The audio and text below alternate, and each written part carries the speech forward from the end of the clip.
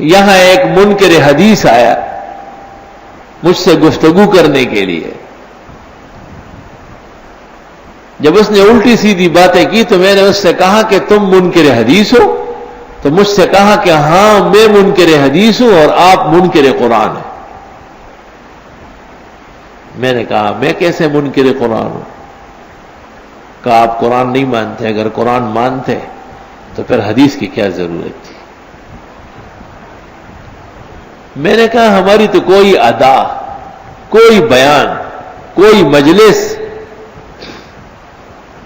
بغیر آیت اور قرآن کے ہوتی نہیں ہے، تم مجھے منکر قرآن کیسے کہتے ہو؟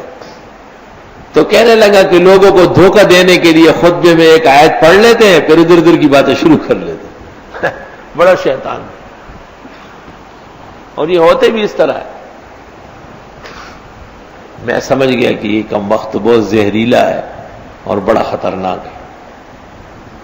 میں نے اس کو کہا کہ تم اتنا تو مانتے ہو کہ ہم خطبے میں آیت پڑھتے ہیں؟ تو کہنے لگا آپ پڑھتے ہو نا، ایک آیت پڑھتے ہو دھوکہ دینے کے لیے، لوگ بیٹھتے نہیں اس کے بغیر.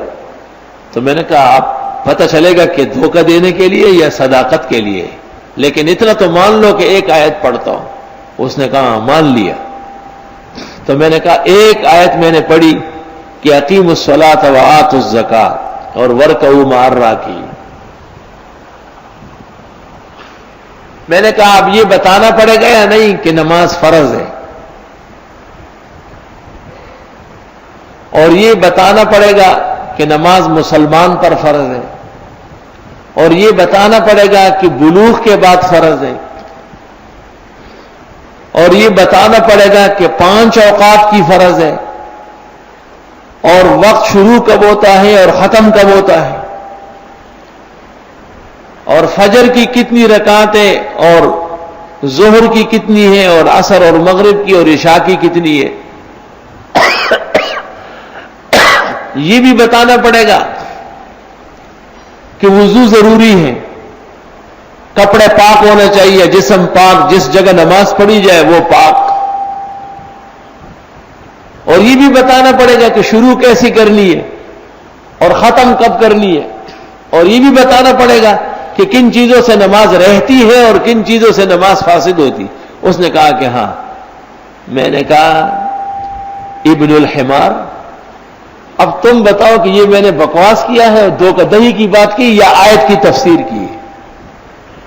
تو اس کو جو لے کے آئے تھے نا وہ سمجھ گئے. انہوں نے کہا حضرت بس آپ ہمارے حوالے کریں، اس کو ٹھیک کر کے لاتا ہوں. میں نے کہا نہیں یہی بٹھاؤ اس کو.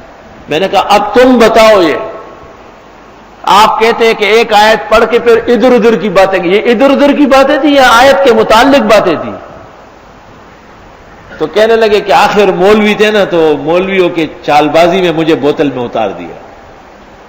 میں نے کہا چلو آپ اس آیت کو اس طرح پڑھے کہ یہ تشریح نہ ہو جو میں نے کہی اور اس پر کوئی عمل ہو جائے. آپ دکھا دیں مجھے. آیت کی طرح پڑھو اور اس کے لیے حدیث اور فقہ سامنے نہ لاؤ، اور اس پر آپ عمل کر کے دکھاؤ کہ اقیم الصلاۃ سے کون سی نماز فرض ہے، کس پر فرض ہے، فرضیت ہوتی کیا ہے، اس کا آغاز کب ہوتا ہے اور اس سے بری الذمہ کب ہوتا ہے، اور فریضے کا تعلق نفس انسان سے ہے یا مسلمان سے ہے، عقل و بلوغ بھی شرط ہے یا مجنون و صبی پر بھی فرض ہے، اور سارا دن فرض ہے یا چند لمحوں کے لیے فرض ہے. فَبُهِتَ الَّذِي كَفَرَ وَاللَّهُ لَا يَهْدِي الْقَوْمَ الظَّالِمِينَ. کہ اللہ میں سوچ کے آؤں گا. میں نے کہا غلام احمد پرویز کو قبر سے اٹھا لاؤ، اس میں بھی سخت نہیں ہے جو اس کا جواب دے. لِتُبَيِّنَ لِلنَّاسِ مَا نُزِّلَ إِلَيْهِمْ. یہ تو حضرت صلی اللہ علیہ وسلم کا منصب شریف ہے. اللہ تعالیٰ نے اس لیے اس کی وضاحت نہیں فرمائی تاکہ حضرت صلی اللہ علیہ وسلم کے منصب کی روشنی میں یہ واضح ہو جائے. زکوٰۃ دے دو، زکوٰۃ فرض ہے. کس پر فرض ہے بھائی؟ کب فرض ہوتی ہے؟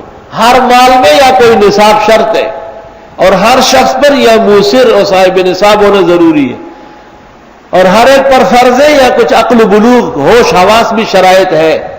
اور روزانہ فرض ہوتی ہے یا ہولان ہول کا ضروری ہے؟ حولی و سنوی ہے.